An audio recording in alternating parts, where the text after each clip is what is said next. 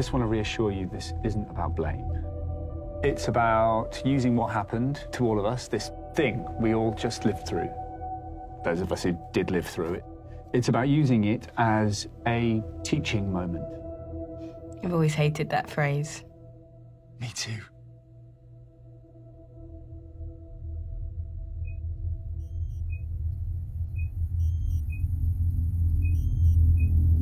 Basically, you're not on trial. Your company is one of many nationwide who signed up to this project to map basic human behaviours during the pandemic, both for, academia, research. Also to help us plan for future crises using all the... Sorry, us being? Oh, just your average software enterprise company. One of the many private firms contracted during the crisis to help the government in gathering data to inform policy. To find the worst lockdown offenders, you mean? You're trying to pinpoint who's most responsible? That's one way of looking at it, yeah. What's the other way of looking at it? Who was most irresponsible? How was it for you? How was my existential dystopia? Yeah. Is that right? How was yours? Oh, well, my fiancé decided to ride the last one out with his sick mum, so, not amazing, but fine. The third British lockdown came into force on 6th of January 2021. You began working from home. You're a barrister. Junior, 4 years call, family law. Cool. Well, like a lot of firms, yours installed software to monitor when people were away from their desks. You were pretty consistent at first, but then your patterns started to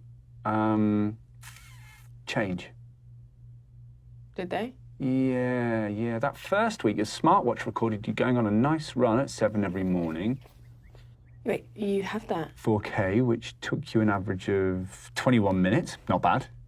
But then from January the 18th onwards, you stopped that routine and you started to leave the house at night instead, which is still okay. It's just...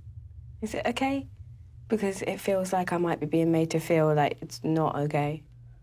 Like I said, this is not about judgment. It's about patterns. You live with your fiancé, Jason, and you rent a spare room to Alison.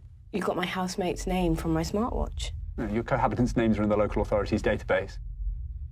Our firm has partnered up with many different bodies as part of our work to collate both public and private consumer data.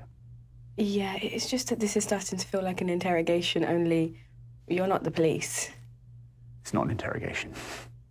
Although we have partnered with the police. And actually, this isn't me being, but the police now come to software companies like us for intel, not the other way around. To the evening of January the 19th, then, you left the house in non-running gear without your smartwatch or your smartphone, almost like, I don't know, like you didn't want to be tracked. Yeah, you were tracking me. No one was tracking you. Then. This is retrospective, historic data. How do you know I wasn't wearing my smartwatch? A door cam. I don't have a door cam. You don't have a door cam, but your neighbour has one, a Ring door cam. It caught you. Ring just gave you access to any... The police partnered with Ring. We partnered with the police. Look, the point is, Rachel, can I ask you where you went and why? Just for this study, that's all. We didn't pick you up via any facial recognition on CCTV. Probably because you were wearing a mask. Very good. Although, I'm not going to lie, that has been a bit of a nightmare in my field, let me tell you. I have no idea what... Who the hell remembers this stuff? You repeated these little jaunts for about a week. Sometimes with your smartwatch on now. Maybe if you got to take it off. Easily done. You went to roughly this location. What was there? Who was there? Do you know what I think? I think you missed your fiancé. Do you? I think this was an extraordinary, traumatic time, and it was hard. The real world was shuttered up, leaving only the digital world and its offer of new temptations. I'm not a psychologist or a sociologist, I'm an analyst. But judging by the data and, frankly, my own personal observations, I think the boundaries were crossed by many of us, by most of us, understandably. Even the prudish Brits, with messages that become images, that become videos, that become live videos. Our hidden fantasies and exposed faces. Even though we vaguely know deep down that these images we send, they're not going straight to that other person's device, even though that's what it feels like, intimate one-to-one connection. No, they're instead being handed over to a tech company to store on a server that's probably in a different country with different laws, where it will sit, possibly forever. We know that, but we're also only human. I think it's also because the home changed too, didn't it? Literally, the nature of what the home had been for centuries gone within weeks. From a private place, a sanctuary, to a public space of work. And we were forced to welcome anyone and everyone into it through a screen. But I didn't send anything to Jason or... Are you really sitting here suggesting I betrayed my fiancé? We know you started to develop huge feelings of anxiety and guilt about something, okay? You can read all the location settings and data sets you like. You can't get inside my head, my heart. Actually, when you return home from that first evening away from the house, your smart home thermostat registered you showering for a full 20 minutes. Trying to wash something away. Excuse me? That night and many nights following, you had a deeply restless sleep. You asked Alexa to list COVID symptoms on the morning of the 21st at 9:34, and Alexa returned results to you from the NHS website. That could have been my housemate. It was your voice. And by the way, your Alexa, your Echo, your Siri, your Google Dot, they are always listening. Why, I wonder, did you have to check symptoms if you hadn't been close to anyone outside your house? And why were you Googling questions around forgiveness, Rachel, at 3 a.m. in the morning? How to forgive. Can you forgive someone who hurt you? Jesus Christ, this is some Stasi level. And then, of course, there's the contact tracing app, which all dutiful citizens downloaded. Well, that tells us that you were in the presence of someone who also had the app for sustained periods. A man who wasn't your fiancé. A man who, when you were in his company, that first night that you were in his physical proximity, your heartbeat went up and up and up. So you see, it is possible to see into your heart. Maybe even to see what you refuse to acknowledge yourself. I no longer consent. This is beyond the remit. You have no right. Right? We are trying to understand what motivated people to break the restrictions. And if it's love, if it's love or lust or fear or anything, we have to plan to mitigate these human flaws coded into us. Feelings that make us act against our own best interest and the interest of those around us. I mean, was it us? Is there something in our national character that meant that we topped the list of highest infection rates in the world? Why us? Why, in the third wave, was there a spike of infections in your area? Who was that? Who was the patient zero of this story? Whose behaviour started this spread?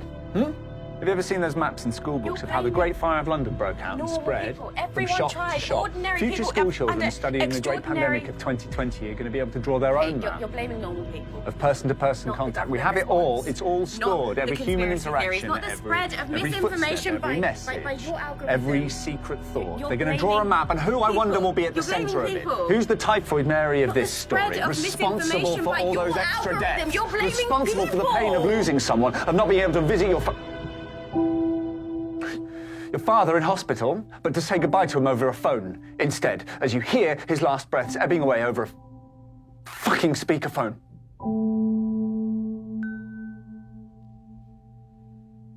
Apple. Reminder to stand and breathe.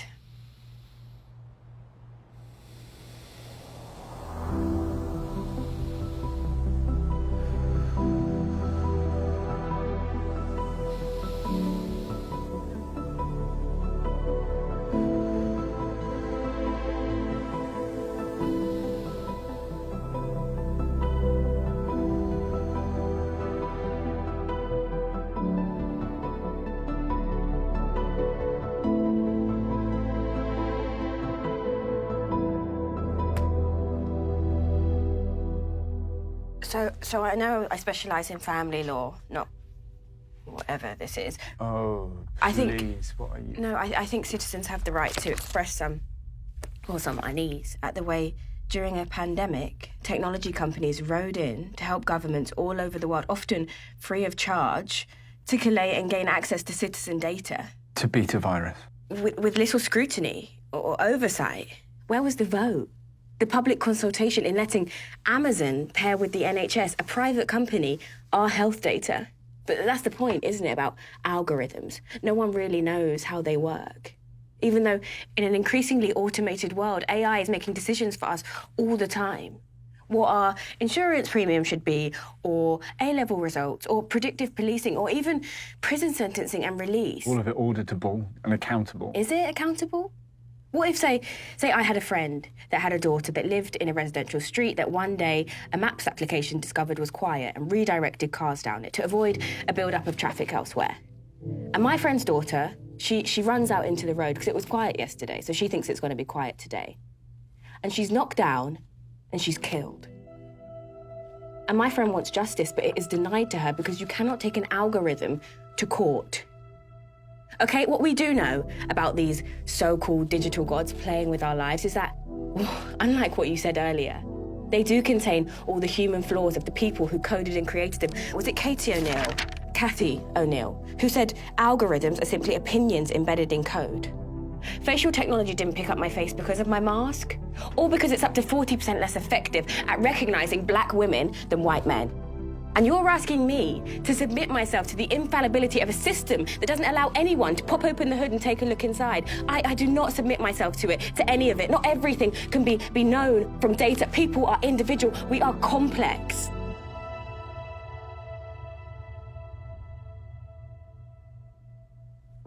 You blame the government in outsourcing its decisions to data companies like ours.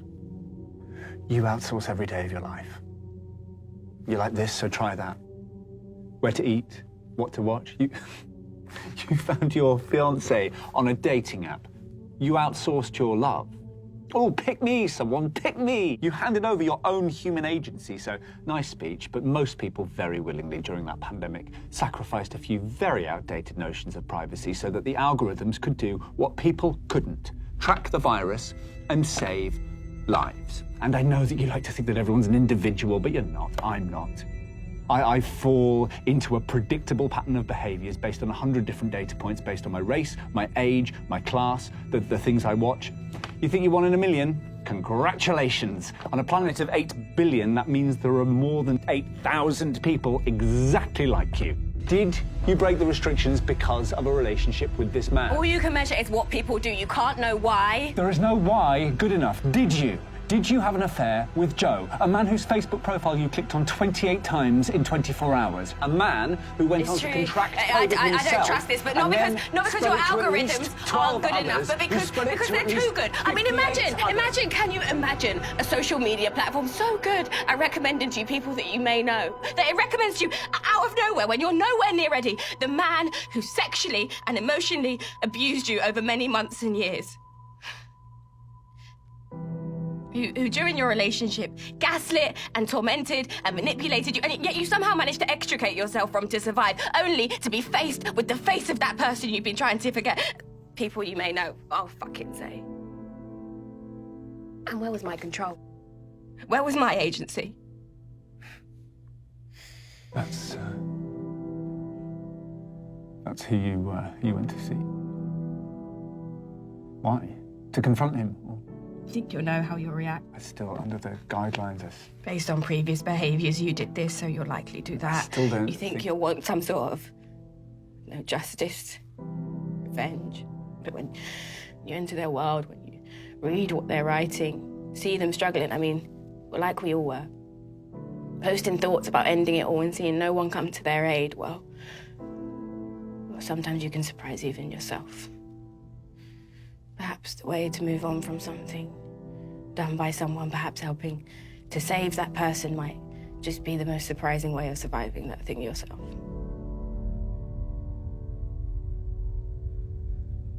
How to forgive? People are unpredictable. Possibly. But viruses aren't.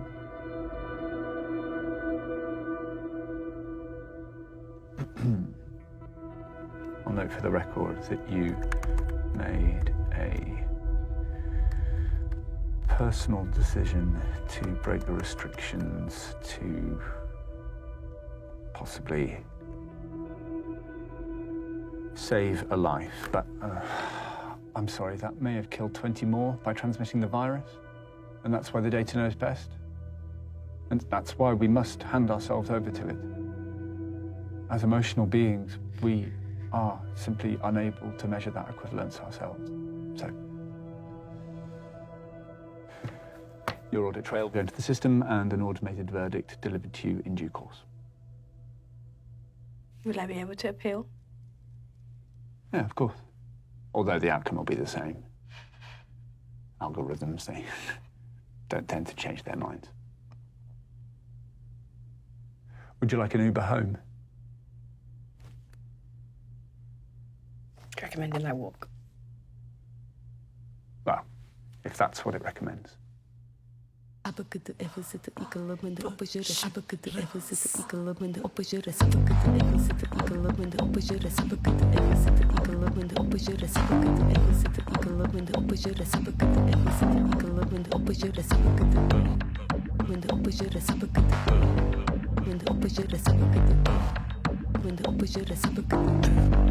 When the